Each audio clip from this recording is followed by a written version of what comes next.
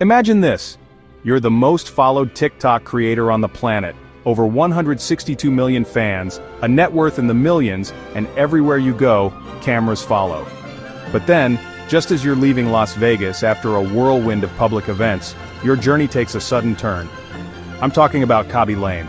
On June 6th, just as he was about to depart the US, Khaby was suddenly detained by US Immigration and Customs Enforcement, ICE, at Harry Reid International Airport.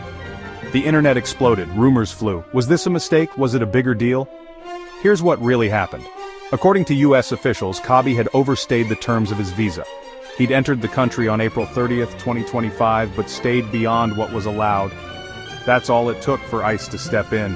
For one of the world's biggest influencers, a simple paperwork slip turned into a major incident. The detainment didn't last long. After some brief questioning, ICE granted him voluntary departure. No charges, no legal drama. Khaby was free to go, and he left the US the same day. But that didn't stop the story. The internet went wild. His fans were confused, worried, and some even angry.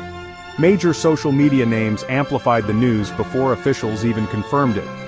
This whole episode has started a bigger conversation.